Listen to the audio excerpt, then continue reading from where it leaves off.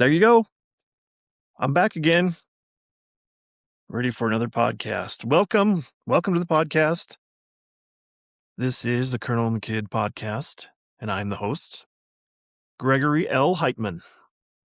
You can call me Greg, I guess.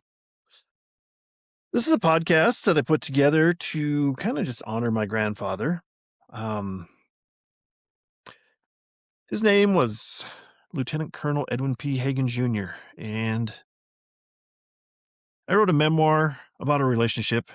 He was the colonel, I was the kid, and now I've taken that written memoir, and I'm trying to put that into the video and audio record. So we have the Colonel and the Kid podcast.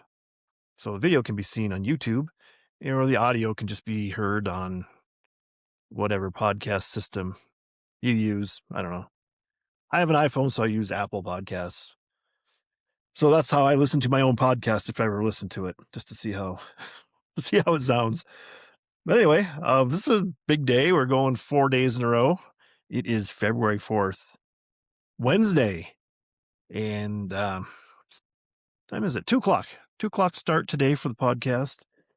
Got out there, still in the dog sitting mode, so I had to go take the dog for a walk, and then had to go take care of us. It's Estevan's dog, Echo. So, but he also has a gecko or lizard. I don't know if is it a gecko? I think it's a gecko. He has a gecko, and I had to go feed that today, and then spray some water in its little container, little terrarium. And then he's also got an orchid, so I had to spray some spray water on that orchid. So hopefully that orchid will bloom for him coming up. But just cross your fingers I'm not going to kill his lizard or his dog while he's gone on vacation. So wish me luck with that. That was it's been a big busy week trying to take care of that dog and keep it from barking and crying in my backyard while it's over at my house here. I don't want to disturb the neighbors. And that dog seems like I guess it's out of its habitat. It's away from home, so it's probably a little confused. So it's a little nervous, and it'll be outside in the backyard. It'll be looking in the patio window. And if I'm not within its view, it gets nervous and starts crying and barking and howling. And it's pretty hilarious too, because it'll howl like a wolf out there, just crazy. I was hoping to see if I get some video of that, but I haven't been able to do that yet. Probably won't be able to do that during the wintertime because I have to open up the sliding door. They would probably hear the door and be all happy to see me and stop howling. So, but maybe I can video it through the door and you wouldn't get the good sound, but you could see it howling like a wolf. Anyway, we got another podcast today, another chapter to read into the record. This one's chapter 26. This is called The Duck Decoys. And this is a long chapter, so I'm going to hopefully be okay getting through it. Oh, I don't know. It's a lot of photos anyway. Mostly photos. Seems like it's probably 1,000 plus words, maybe 1,200 words. We'll see. You can get a count on that beforehand, but it's a good one. The Duck Decoys. This is I just read it a while ago to prepare for the official reading to the record. So just try to familiarize myself so I don't stumble around too much with my read aloud skills, the oral reading for the day, and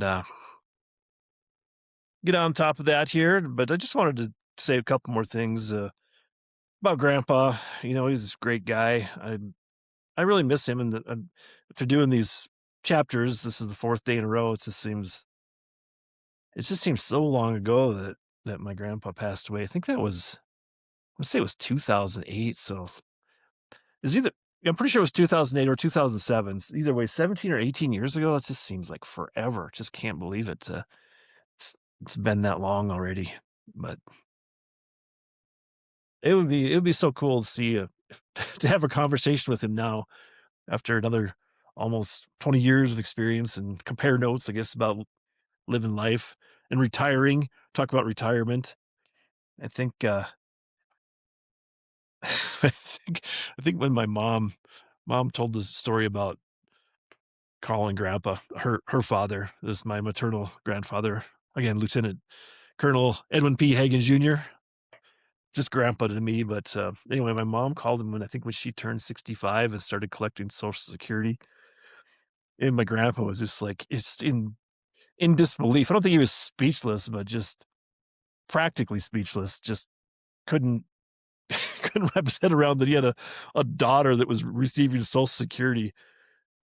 So that's just it just makes me laugh thinking about that. And you know, he always had uh, a face that could make a lot of expressions, I guess, or just show a lot of emotion on his face with just his crazy expressions he'd make about the shock. And I just picture him making this weird face on the probably just on the phone. I think that my mom called him and told him, "Yep, that's my birthday, and today I'm on Social Security." I could just picture him making this twisted up face, like holding the phone up, like, "Dear Lord, how can I be so old? My own daughter's 65 and on Social Security." So anyway, I find that particularly amusing and nostalgic to think about. So,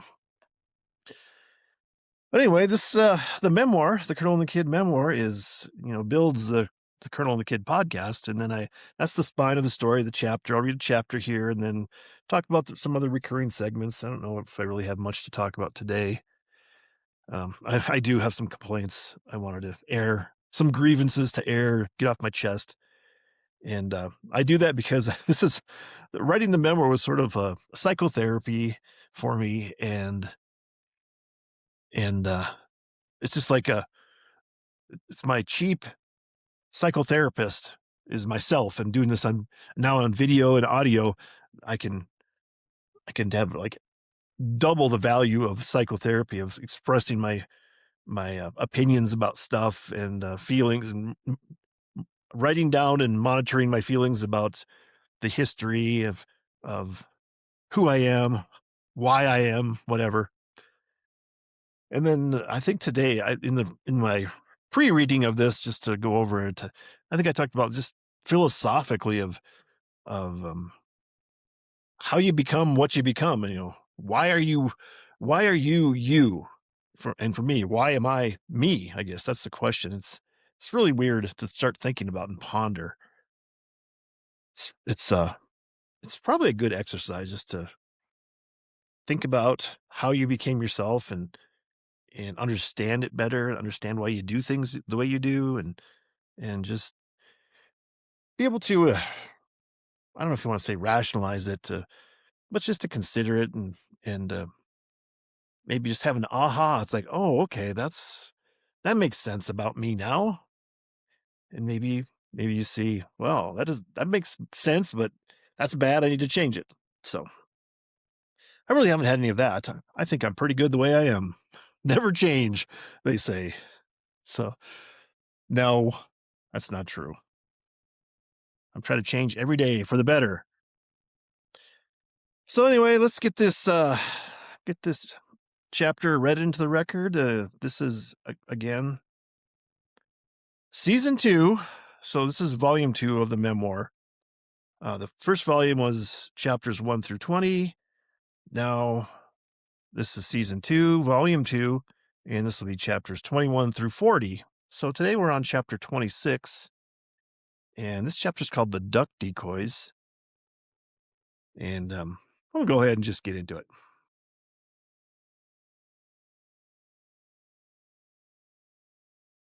So here we are, The Colonel and the Kid memoir, chapter 26, The Duck Decoys. And we always start with a quote. And quote, "To succeed, work hard, never give up, and above all, cherish a magnificent obsession." End quote. Walt Disney. So this quote, I don't exactly remember how I came across this quote. Just maybe it was about thinking about my own personal obsession with decoys, but this one, and maybe put in Google search about quotes about obsessions, and I think maybe that's how I came about. I don't remember if that's correct, but that's probably the way it happened. And this whole chapter and this quote, and then the final quote too, and we'll save that to the end of the chapter. But the final quote too, it really bookends this the meat and the heart of the chapter for this. That really meaningful to me anyway, about just having an obsession and continuing that throughout your life and working hard at it, trying to succeed. I don't know if that's if duck decoys is actually, you can work hard at it, but it's something that you enjoy, I guess. So, just like, it just is what it is, so to speak. But all right, maybe that'll make sense. It'll make more sense once I start reading the chapter. So let's start reading the chapter. I have a long and continuing history. No, more like an obsession with duck decoys that can be traced back to Grandpa. I love ducks and duck hunting. There was an inspirational book in my life that put me on this passionate ducky path. I mentioned my little book again. I think the Sportsterfield Know Your Ducks and Geese book was picked up in Devil's Lake, North Dakota, at a drugstore shop we visited on a routine trip to the barber shop for the boys. And I had the first photo of the chapter here. And it's sort of a composite photo, and I'll read the caption and then try to describe. So it says, images from the Know Your Ducks and Geese booklet. And so it's got three of the plates, I guess I call them plates, colored pictures by the artist. I should have the booklet here and have the artist and be able to tell you who the artist is. But I don't have it. I forgot. Another error, a correction I should have done. But anyway, there's three images, and on the left, they're called Ross's geese, and they're just white geese with similar to snow goose, but they're a little smaller, and they have really bright pink feet and bright pink beaks.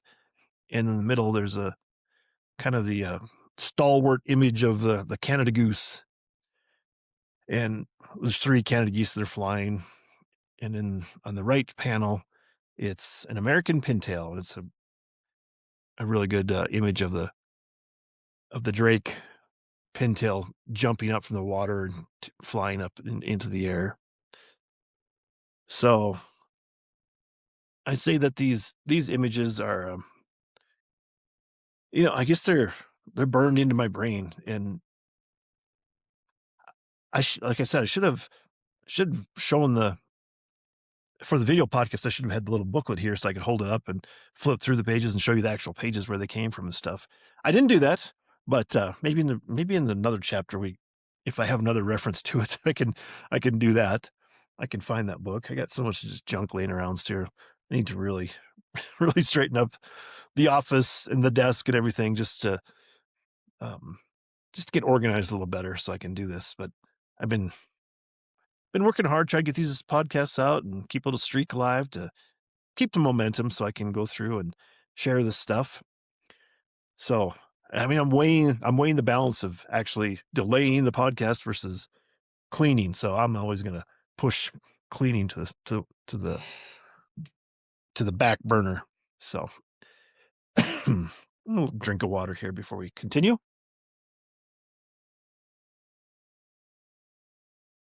All right, back to the chapter. I believe I was 5 or 6 years old, and I mentioned this booklet again because of the impact it had on me. Thoughts of ducks still tangled my mind. As careful as I was with this treasured booklet, I still wore it out, constantly paging through the 64 pages.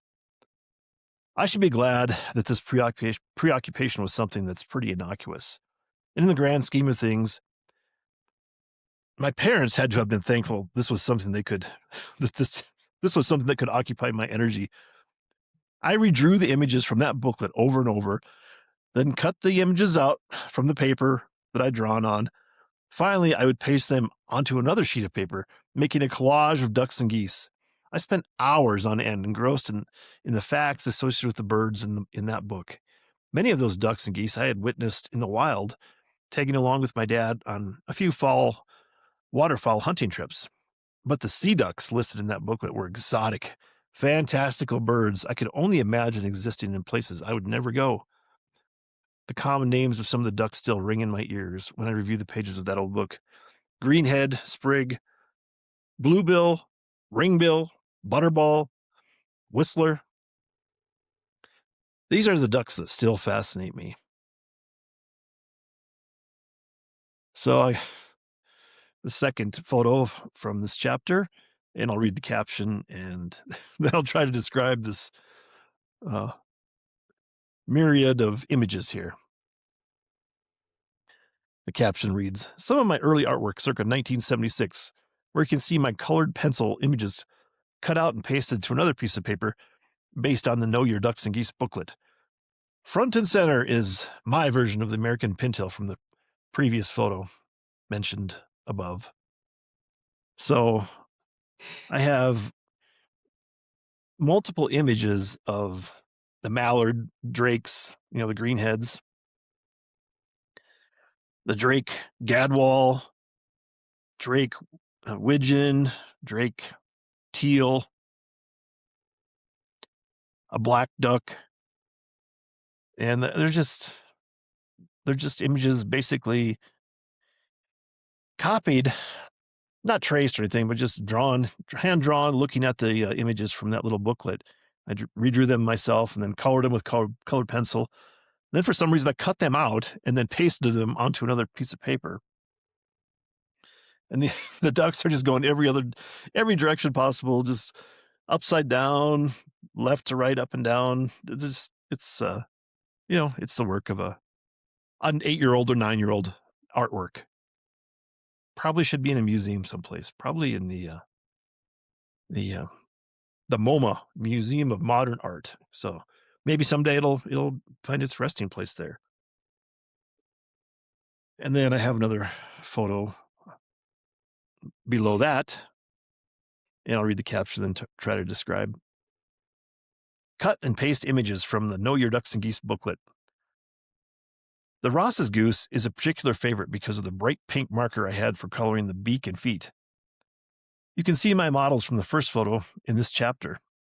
Lots of memories here for me. Don't ask me how I managed to save these treasures from over 45 years ago.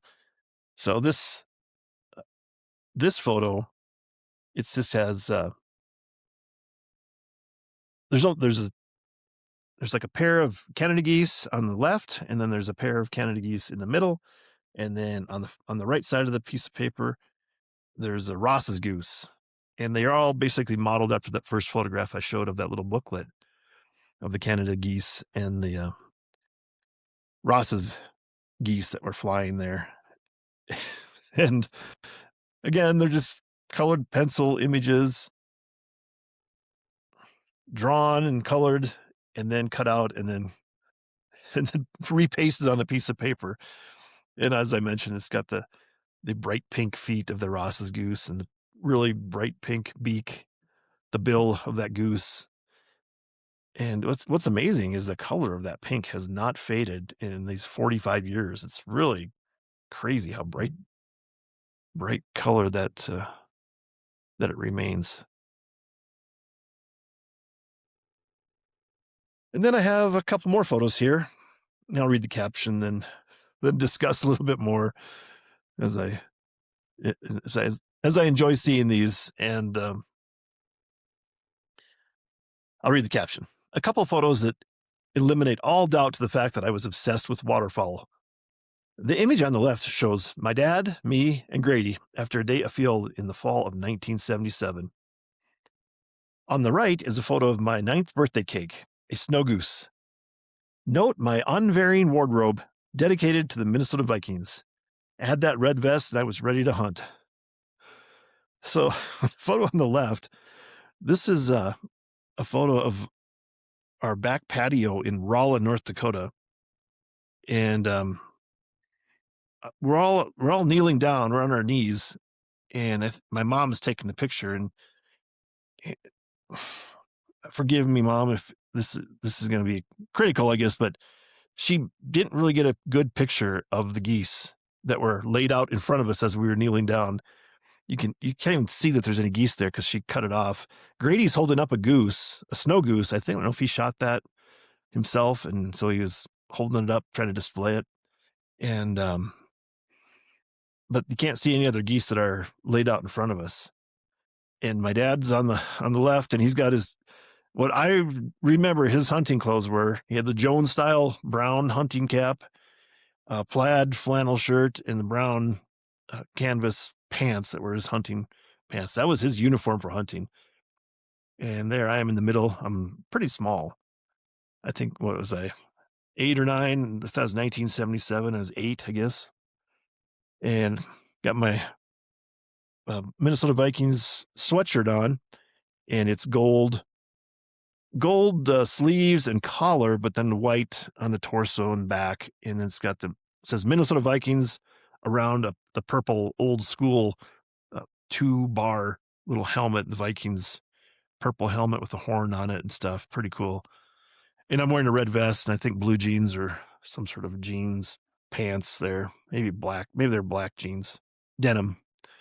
And then Grady, he's kind of I'm kind of squatting down a little lower in my kneeling position, and Grady's he's more upright in his kneeling. He's holding the goose in his right hand, and he's got similar sweatshirt as me, and he's wearing blue jeans, and he's really smiling, and looks good.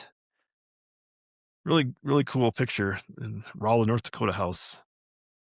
So at that time in 1977, I look at my dad. He looks pretty young there, and he would have been 40 in 1977. He was born in 1937. So yeah, that's really nostalgic to see that photo. And then on the photo on the right, there I am, and I'm holding up the cake. I'm just kind of lifting up the cake.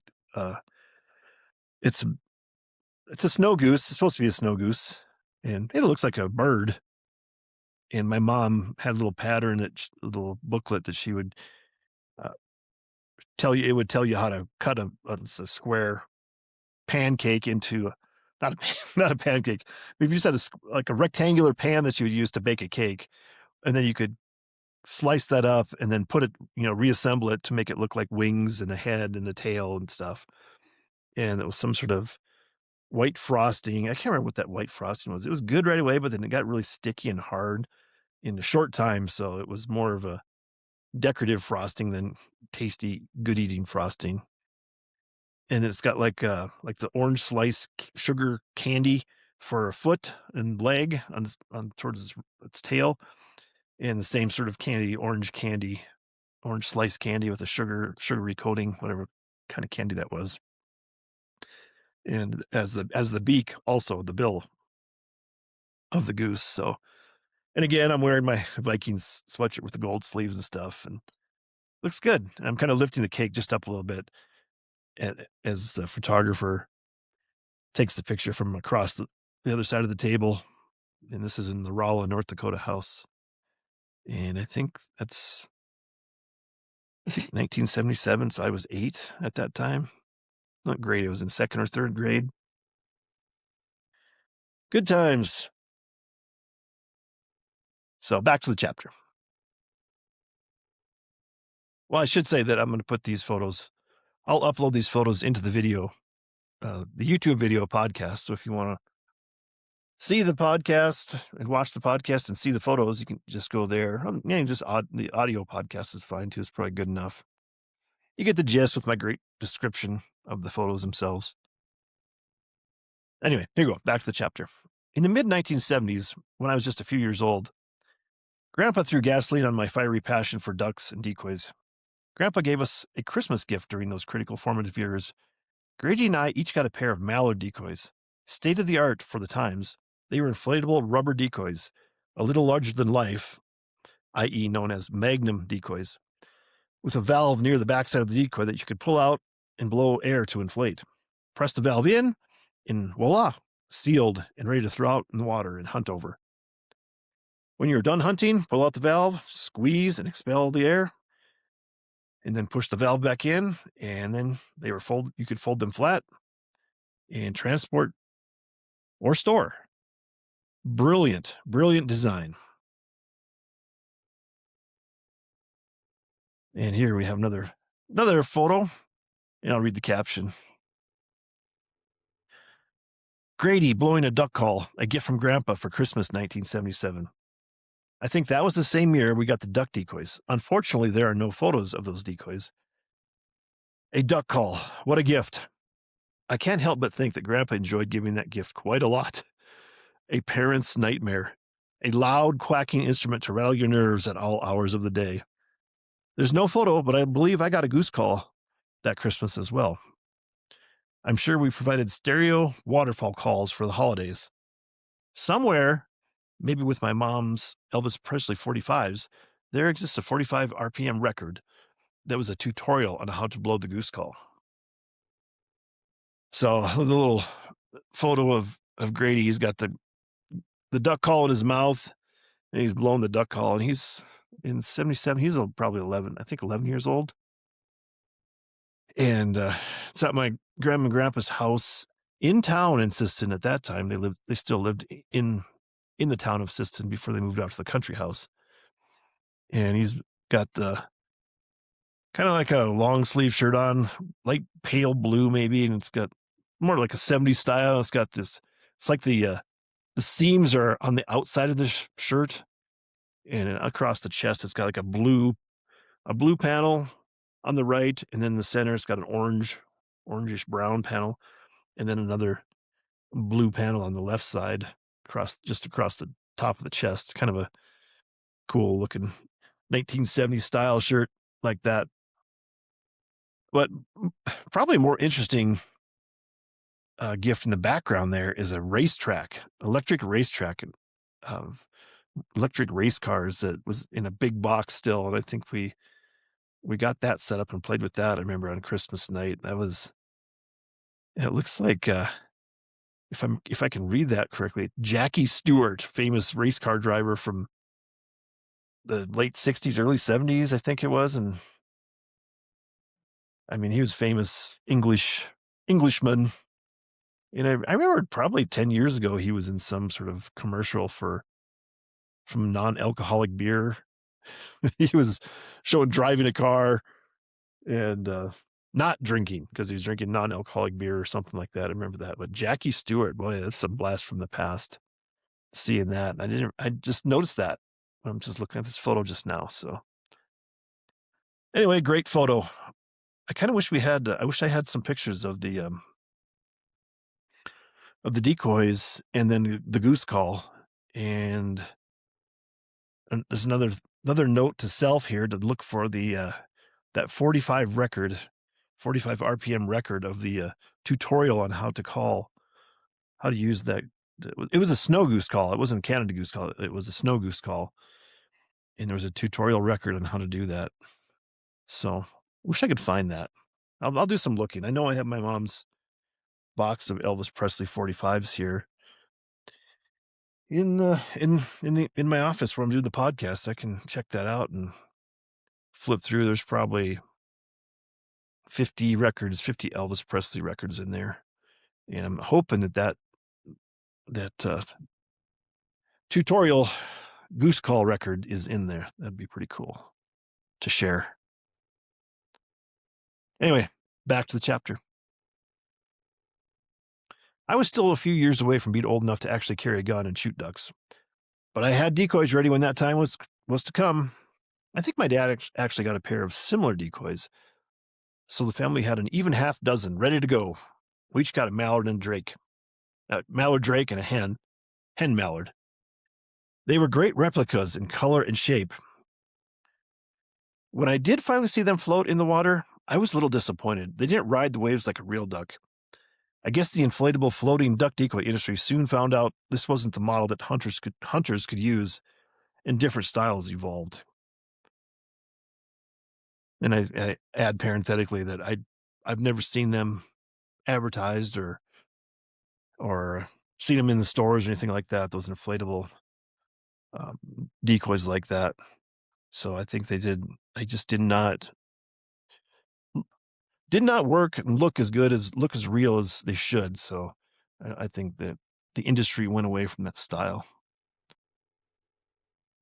I have another photo here. I'll read the caption, then maybe talk about it a little bit. I had to include this photo of Grandpa blowing his duck call on a Peever Slough hunt circa 1960. It's a little blurry, but the effect adds to the mystique of the duck hunting adventure. It's hard for me to imagine this picture as crystal clear, crisp photo. The fuzziness of the photo enhances the action. The duck's about to swing in as Grandpa readies his shotgun. And it's a bright sunshine, blue sky day, no clouds or anything, and there's the cattails there. They have a boat, and Grandpa's at the one end of the boat, and I'm assuming it was Richard Hansen, Grandpa's hunting partner and brother-in-law, hunting together. I think Richard took the picture, pretty sure. And it's really blurry. It's out of focus and kind of scratched up. And I don't know if I think I've talked a little bit about that. These were 35 millimeter slides that I converted into photographs. And this one was just not a high quality slide to begin with, but you can see Grandpa's got the gun in his left hand, the shotgun in his left hand, the duck call in his right hand. And he's got, looks like a Jones style hunting cap, and looks maybe more like a military jacket that he's wearing, just an olive drab green and dark pants. I don't know if he's wearing waders or anything, but can't really see what else is in the boat. Looks like maybe there's a thermos or something, coffee thermos, but the cattails are all tan and brown, light brown, and there's interwoven and stuff. And there's shadows in and amongst the cattails, and it's a pretty cool photo. It's just a little blurry, and it could have been better, but at the same time, I think the way I put in the caption, it adds to the mystique of hunting in the photo, like action photo of the duck's about to swing in, and you're just getting in position, blowing the call the last time from your camouflage position. But in actuality, Grandpa's kind of exposed there. He looks like the sun's shining on him quite a bit too. So it might be, well, I'm guessing it's really a staged photo, but it looks pretty cool overall. Back to the chapter. I can't say I remember hunting over those decoys exclusively, but 15 to 20 years later, Grandpa was done duck hunting, and he headed down his duffel bag of decoys. Grandpa's old decoys had seen a lot of use. I think they were Herder Company decoys from the 1950s. I have to do some research to confirm. They were hollow rubber mallard decoys, and the coloring on the drakes was almost gone, making the hens and drakes nearly indistinguishable. About life size, the rubber was starting to lose some of its elasticity, but they were in decent working order for a decoy. The carrying instrument was an Army-issued worn-out duffel bag that still bore the stencil of Edwin P. Hagen Jr. on its side. And I add parenthetically, it was stenciled in white paint with his name. Pretty sure it was an Army-issued GI that he had used during his military days. Those decoys got used on Long Lake, out on the point for many hunts. Those old decoys floated more realistically than the newer inflatable Christmas gifts from Grandpa. We ended up with a spread of about 24 decoys all told for several years.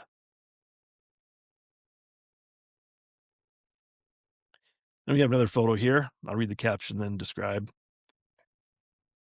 Richard Hansen, Marlboro Man, holds some nice Drake mallards and a Drake canvasback during a hunt on Peever Slough, circa 1960.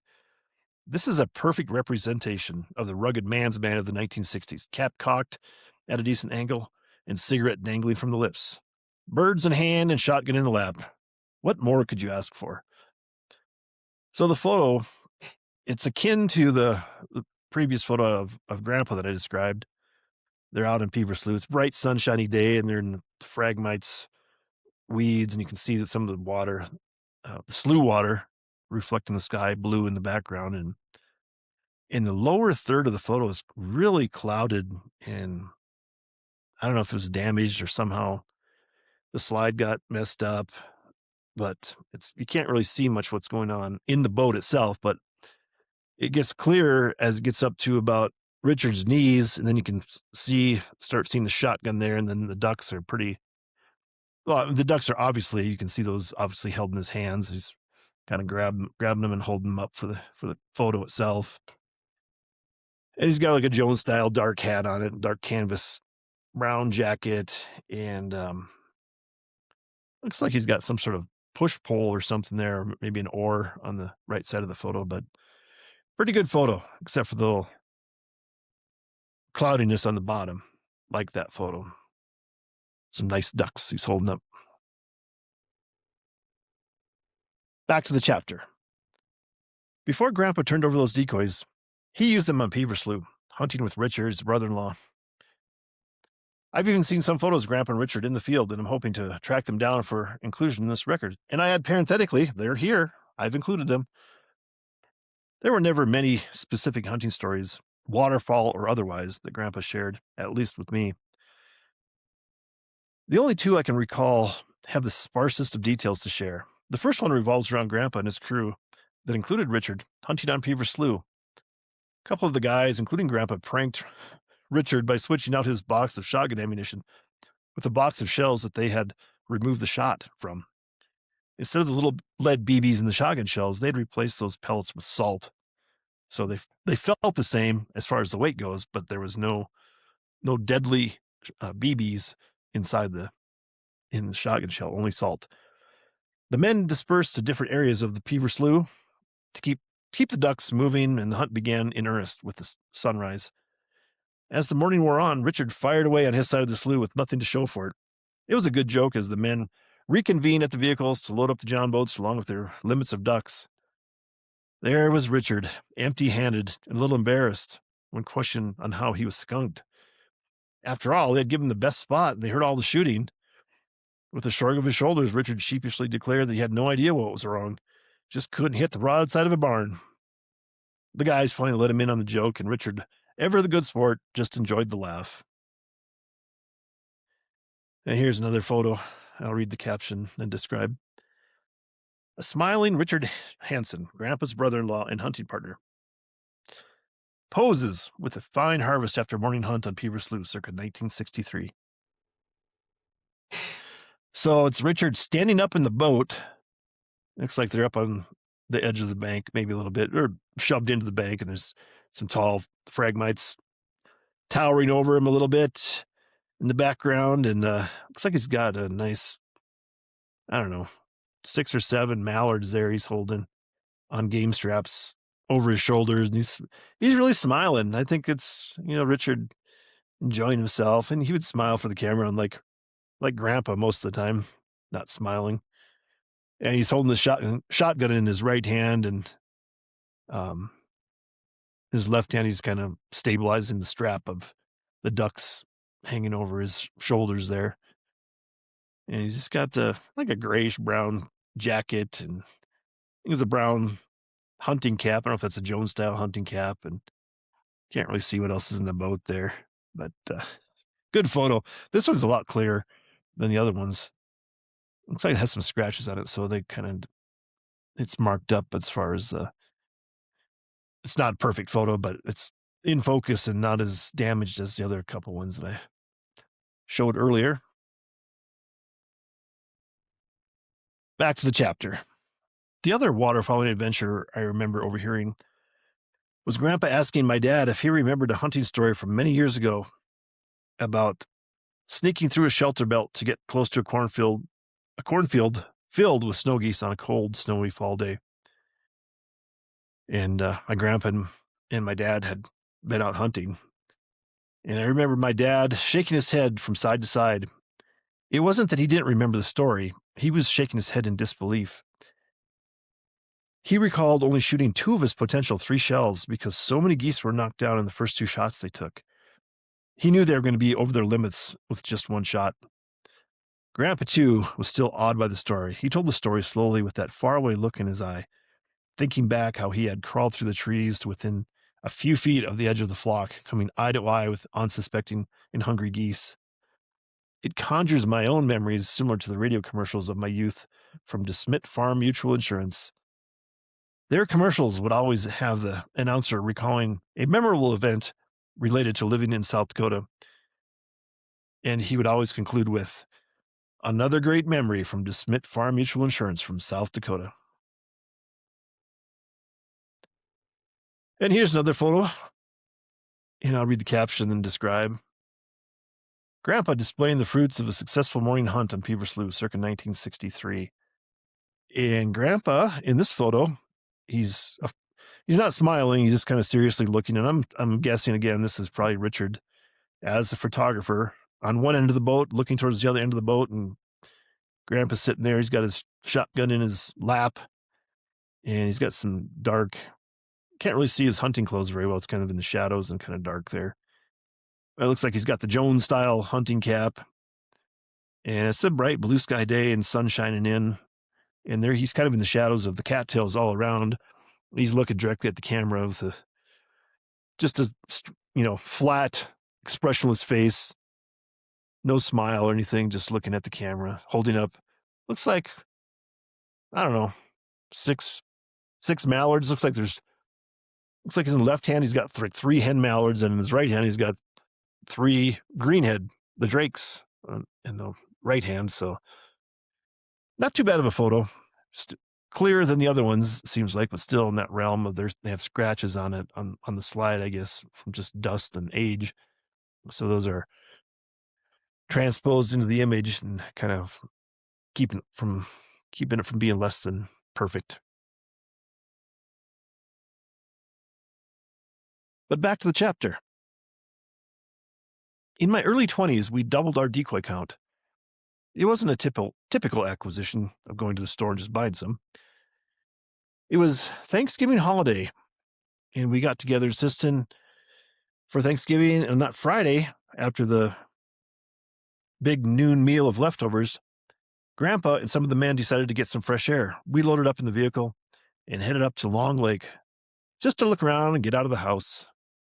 And I had parenthetically, that was probably like a 20-minute drive, 20 miles away. Driving down the 2-rut trail to the Heitmann family farm, we had driven far enough and decided to stretch our legs and walk a little further to the little bay tucked in the northeast side of the shore.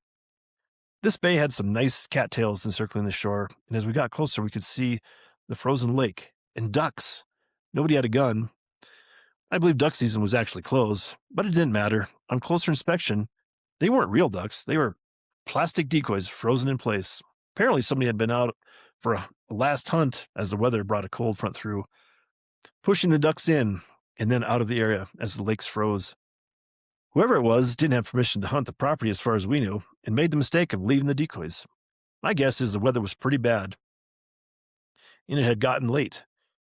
Figuring they could just come pick up the deeks later in the daylight and with less severe conditions, they had miscalculated. We found their mesh decoy bag matted down in an area where they fashioned a makeshift blind. Carefully sliding out on the ice that was probably barely thick enough to support a skinny kid, I was able to pull the decoys from their frozen suspended animation amidst the ice. What a windfall, an unexpected bonus from an innocent effort to get out of the house and get some fresh air. And here's the photo.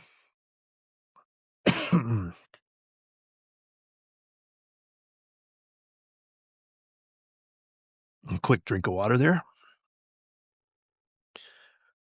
This is another photo, and I'll read the caption and try to describe. Shadow, the black lab, posing with a decoy recovered from that fateful Thanksgiving holiday adventure to get some fresh air. This October 1994 Long Lake duck hunt on the Point included a nice staged photo of Shadow. I submitted this photo to Ducks Unlimited for inclusion in their annual calendar. Alas, it never made the cut. Note the trees in the background on the right side of the photo. That is where the original Harry Heitmann homestead was. Nothing left now but the shelter belt that protected the house from the cold north winter winds. So, as I mentioned, I'll way in the upper right, kind of a little bit obscured by some of the close-up grass in the photo. You can see the trees in the background there. That's where the Harry Heitmann homestead and farm place was.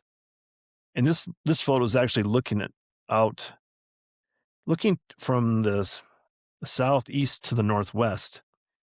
And I took this photo and I waded out into the water and was standing in the water, and shadow was all wet, and could see the water streaming onto the rock that she's sitting on.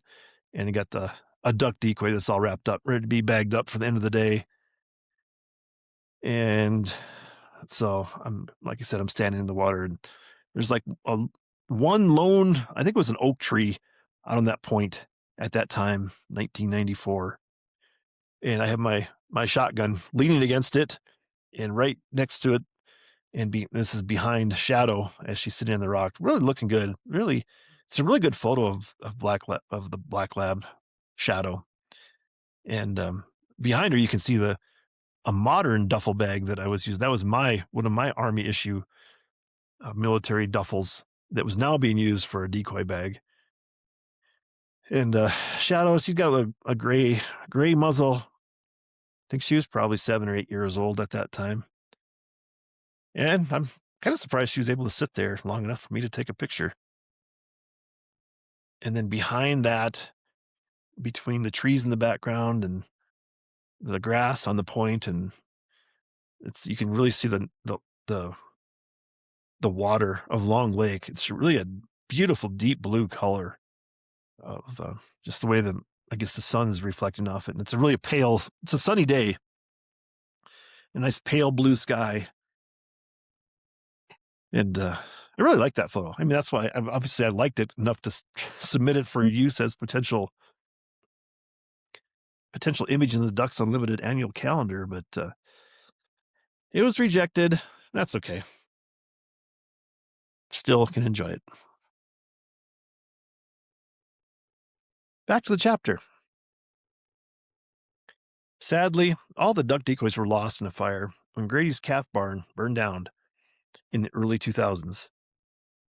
I believe there is one oddball decoy from Grandpa's original flock that he had given us. It was a hard plastic herder's decoy. The suspect plastic material, instead of rubber, cracked around the base of the neck and was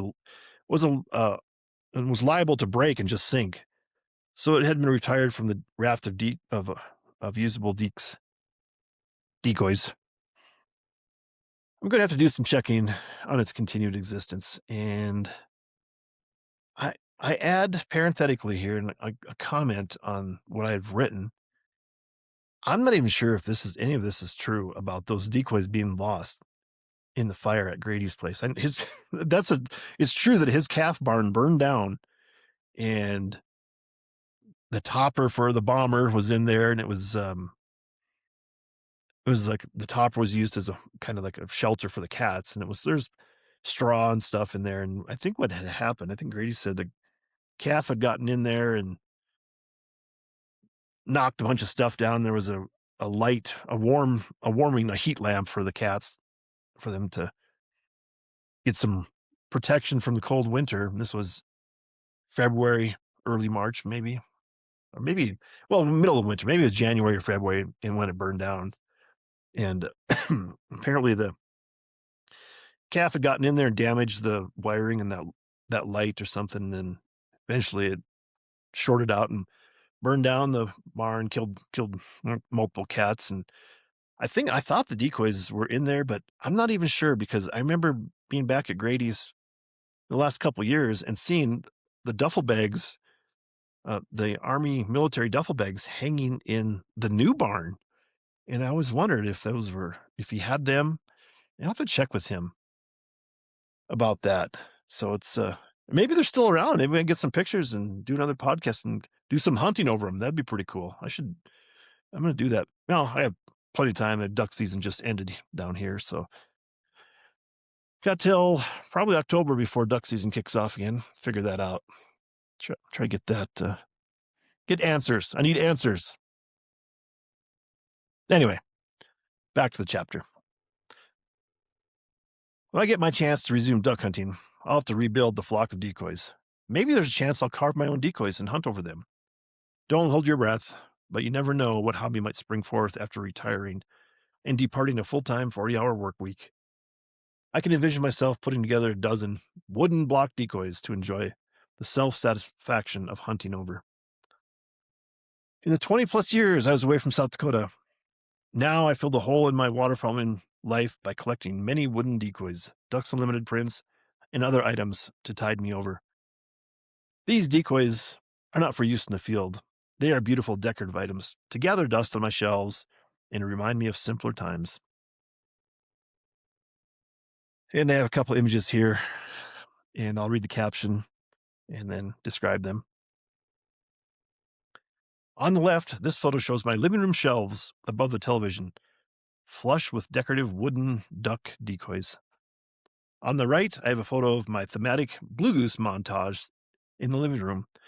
A taxidermy blue goose at the top, a Ducks Unlimited John P. Cowan snow and blue goose print in the middle, and on the bottom, a Robert Capriola Ducks Unlimited blue goose decoy. So the photo on the left is just the shelves that are just four shelves on the wall, and I have mallard and pintail wooden decoys on the shelf. The three shelves filled above, and then the bottom shelf, it's got some books on it and some bookend mallard bookends. And it's just a photo of my current house here in Santa Fe, New Mexico. And on the bottom shelf, it's funny too, because it's actually trophies from playing teener baseball. And I got those. One's a trophy. One's mine, and one was Garrett's for championships in, I think, 1981 and 1989, maybe. I think that's where they're from. Garrett from 1989, my championship in 1981. So those trophies, those were used as photos in on the cover or the back cover, or I think they're used in my book that I wrote, the fictionalized version of Teener Baseball. Wrote that, I don't know how many years ago, but so I had those trophies set aside to take pictures of and use them as some sort of, photoshopped photos in that book, or on the cover, and the covers, at least the back cover, I think, or inside pages. I can't remember, but the actual trophies are sitting on that shelf. It's pretty cool. And then behind the one trophy, the 1981 Teener trophy is it's the actual photo of Grandpa's den that I had shown before, I think, in the previous chapters. So that's sitting up there on that shelf too. And the photo on the right is just a blue goose. I shot that blue goose probably in, I don't know, 1999, thereabouts, or 2000. It wasn't 2000. It's probably 98 or 99. Because 2000, I moved away from South Dakota. So that's up near the ceiling. And then a little lower down, there's a little John P. Cowan artwork, a little print, Ducks Limited print. It's pretty cool because John P. Cowan he had this perspective. It's like a bird's eye view of a flock of snow geese flying over like the Texas marshlands. That was his pretty unique style of painting. And I really like that painting. And then a blue goose, smaller than life blue goose decoy sitting on a stand there, kind of like a vertical presentation of a blue goose situation. All right, back to the chapter. I think it's a connection to my grandpa that still draws me to ducks. It's my safe space, a place in my mind where the successful hunts and funny things that happen in the field can be recalled with a glance to an object that represents a pleasant memory. It's a carefree place where the worries of the world are a million miles away for a moment. I hope everyone has a refuge similar to what I have. Yours might not be waterfall related, but whatever you might have, I hope that is a respite and an oasis to refresh your soul. I've only hunted ducks a couple times in the last 20 years. I've always believed I'd make my triumphant return to South Dakota after I retire, and then I would hunt to my heart's content. I think about it every day, as I am reminded about my home decor. And we have another photo here. It's I'll read the caption. A crew of Grandpa's hunting partners with a nice bag of ducks from a morning on Peever Slough, circa 1960. So this is I think maybe I've shared some of these similar photos before. That same crew. I think they are Richard Hanson's nephews. And I'm pretty sure that's Freddie Hagen. Freddie's got a whole bunch of ducks. Looks like a bunch of nice mallards there. And not everyone's holding a bunch of ducks. And then there's a guy, I can't remember what their names were. They're not they're not written here, but for some reason they're holding the paddles for the boat again. They're on the shore of in amongst all the reeds and cattails and phragmites. You can see the boat corner of the boat there. And nice color photo. It's pretty clear actually. It looks kind of a semi overcast day. They got a lot of ducks. Good hunting day. Anyway, let's finish out the chapter here. Back to the chapter. I worry that I violated one of Grandpa's tenets. Don't wish your life away. I know I'm guilty of wishing it was the weekend, or I wish it was fall and elk hunting season, and maybe even wishing it was Sunday to see the Vikings game. I ponder the idea that I ended up shelving my first love of duck hunting for second-tier priorities. Life is full of trade-offs and compromises. One of my career goals was to live in the Rocky Mountains, support myself, and hunt elk. I did it, but at what cost? 20 years I'll never get back. I'm not going to second-guess myself and wallow in self-pity of what might have been. It's been a good run of 18 years and counting here in Santa Fe, New Mexico, where I found Angela. Life works out, and I've surrounded myself with people and things I love. And we have the last couple photos here. And I'll read the caption and describe. On the left, Grady and I with a mixed bag on what was probably a Veterans Day hunt in 1983. On the right, Grady, Garrett, and Greg after a hunt in 1987.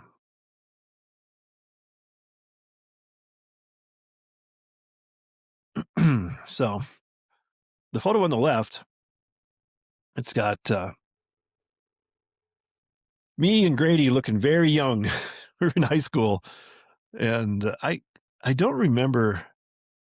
I really don't remember this well at all, but it looks like there's at least one rooster pheasant, several mallards, and 4 or 5 snow geese laid out in front of us, and we're on each side of this string of geese and ducks and pheasant in the front of the house in Groton, parents' house where we lived, because we were still in high school.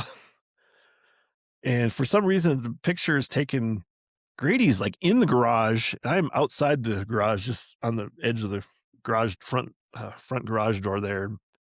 And Grady's got his brown Jones-style hunting cap, camouflage sweatshirt, and brown hunting coveralls, and I'm in just blue jeans and a white thermal top, and I got my camouflage Jones-style cap on, and just some like snowpack hunting boots, kind of the rubber soled boots, and they have leather upper, but then they have sort of this not foam, but sort of the material that's insulated material that you could pull out and dry out when needed. It looks like my pants are completely wet below the knees, and I look particularly young there for some reason. Grady does too.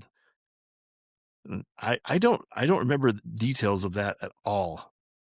If that was a hunt, that might have been my mom and dad were gone, and Garrett was with them, and we might have gone up and stayed with Grandma and Grandpa Heitmann and hunted up by Sand Lake National Wildlife Refuge up that area. I'm not sure. I wish I had better details of that, but got a nice bag of birds there. It's pretty cool. And in the other picture, we got Garrett sitting in the front, kneeling down. I guess he's not sitting, he's kneeling down. He's got his camouflage sweatshirt on, brown Jones-style cap, and he's holding up a nice big greenhead mallard there. Nice. He's wearing blue jeans, and then I'm directly behind him is Shadow, and you can barely see her. She's just like almost just completely camouflaged in the dark shadow of the vehicle, because Grady and I are sitting on the tailgate of the Ford full-size Bronco that was our hunting vehicle back then. And Grady's just got like a camouflage baseball cap on and gray sweatshirt, and I don't know if he's got coveralls or what he's got there, but he's holding the big Canada goose and in his right hand, and he's got his left hand kind of around Shadow, the hunting dog, and she's sitting on the tailgate of that. And then I'm just kind of, and we're not sitting there. I guess we're leaning up against the tailgate. The dog is sitting on the tailgate. And then I'm on the right side of the photo. I got the camouflage Jones style hunting cap pulled down, not covering my eyes, but way down. And I got a camouflage sweatshirt that's unzipped, and my classic blue, black, and white flannel shirt on underneath my camouflage sweatshirt. And I have some coveralls, like hunting canvas coveralls that I'm wearing. And my jacket's unzipped, the camouflage jacket's unzipped, and you can see there's like a little elastic shotgun shell holders there. And you can see that I got a bunch of shotgun shells still. Didn't get a lot of shots that day, apparently, but I'm holding the goose. I have my camouflage gloves on, and I'm holding a big Canada goose in my right hand. We're all smiling to the camera. So good photos. All right, let's finish out the chapter. I truly believe we can measure the health of our planet by the number of ducks and geese we see. The waterfowl migration touches every corner of the inhabited earth. The beautiful birds in the waterfowling world extrapolate on the old expression, canary in a coal mine. So take the time to enjoy the birds and do something to preserve the wetlands near you. This tedious introspection I'm presenting was destined. It is an undeniable truth that if you don't know where you are going, any road will get you there. Maybe I missed my true calling. Maybe I should have traded birds for philosophy. I have no training in the philosophical arts. I've never taken a college course or even read a book in the philosophy realm. They say it's never too late. I postulate that all my writing is an exercise to figure out why I am, or why I do what I do. Is the die cast? Was there any chance I wouldn't have turned out exactly the way I am? So many questions with so few answers. I will stop rambling. It is my stream of consciousness. So I will reserve the right to expand on this in future revised editions. So that's it. And as always, I'd like to close the chapter with the quote, and this is a good quote. Quote, "Follow your most intense obsession mercilessly," end quote. And that's Frank Kafka. Not sure exactly. I think he was a philosopher. Let's just say he was a philosopher. I'm going to say German philosopher. I don't know. We can check that later. In the corrections portion, if we ever do any more corrections. So, oh yeah, that was a good chapter. I enjoyed that. That's just such a summary of my waterfall hunting, images and desires and memories, you name it, it's all in there. Just inspirations, just a myriad of duck hunting and duck decoys and everything that goes with it. So that's the end of chapter 26. That's it. Well, if you want to bail out, go ahead, bail out. We're already an hour in. That was kind of a long chapter. I think I warned you on that, and won't go too much longer. I just wanted to mention a couple things, not necessarily recurring themes in my recurring segments in my podcast, but man, I've been having problems with glitches in this system. I don't know if it's the software I'm using. I think I mentioned I subscribe to this service. It's called Riverside, and that's my podcasting studio. And it is giving me fits. I think I talked about yesterday that I was logged in on two computers, so I could not figure out how to get started because there was two hosts, and I got that figured out. That was on me, but when all was said and done, when I did finally start the podcast yesterday, it cut off probably the first 10 seconds. There was just nothing there, no picture, no volume. So that was really frustrating. So I ended up trimming, I don't know, it caught like the end of the last 2 words of one of the sentence I had introduced the whole podcast with. So I cut that off and then started fresh, but without an actual real introduction. Is you probably can't tell with the way that when that podcast came out, but it was, oh, it just made me so mad. And then I think it ended up, and this has been an ongoing thing too, an ongoing bug or glitch. And I think I talked about this glitches galore, where it'll take the audio track and it will just go dead. So when I'm editing or doing anything, getting ready to process it or whatever, get it put up, you can see my mouth moving. I'm talking, but there's no transcript and no audio with it. And it's like, what is going on? And I've fixed that a couple different times by shutting down the whole, Google Chrome, because I operate in Google Chrome. I You can't use Safari, which is the iMac or the MacBook that I would prefer to use, but it's more of a Android system, so you have to use Chrome. So I've been able to shut the whole thing down, start it up again, and then the audio would come back. So thank goodness for that, because that was scaring the heck out of me that it's just lost the whole podcast. So I'm hoping for better luck in the future with that. Maybe I should ask Riverside if they're working on some patches or something, to updates to fix that, because man, it's annoying. You start editing something, because I'll put the introductory music in. That's usually I'm gonna stop doing that now. I'm gonna make sure I go through the whole thing and there's no dead spots, so I don't have to like restart it, because if there is dead spots, then you have to go to the raw podcast again and start editing all over, and it's just grueling to do, tedious to do a lot of this stuff, and then have to redo it. Very annoying. Anyway, I won't complain too much more about that, but countdown continues. Gonna hold up the book. This is the Buffalo Lake book. I think probably Friday. I'm gonna see if I can get that other poster up. I'm gonna start talking about Big Cooley, Charlie LeBeau mystery. But this is Buffalo Lake, a Charlie LeBeau mystery, and still trying to advertise this and get that out, get that on notice. Hopefully people, if anybody new is watching this and you have any sort of inclination of enjoyment on this podcast, I think these books would be very much appreciated by yourself. If you want to get a copy through Kindle or order them through Amazon, they're cheap, good, entertaining, fun read, nothing too deep. Just sort of the fiction book summarizing some of the thoughts and addressing some of the common issues of today, but most of all, just for entertainment.